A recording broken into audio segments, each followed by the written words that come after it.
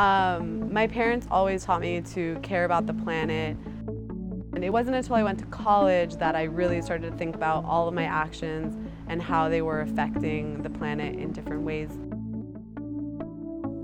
I compost all the organic waste from my kitchen and from my house so that I can eliminate waste going into the trash bags that are then going into the landfills. I like to support my local farms whenever I can. And I do this because when you buy a product at the store, most likely it's coming from really far away. So for you, it was just a trip to the store. But for that apple, it was, a cargo ship or an airplane or a train. A lot of resources went into getting that apple into that supermarket. I also grow my own food whenever I can. I can't grow everything myself, but I like to grow whatever I can so that, way less resources are going into my meal.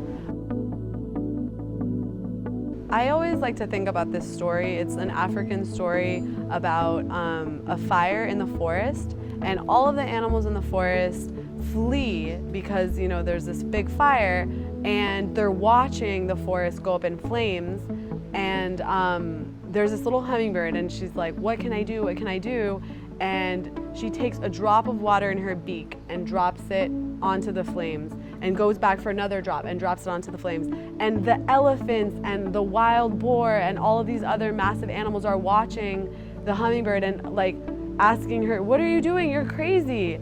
You can't stop this fire. And the hummingbird says, I'm doing the best that I can. Once I got the information, once I learned about how I could help, I could make changes in my own life, even if they were small in the major scheme of things, I can't not do them. Workplaces in London, workplaces in Australia are installing showers.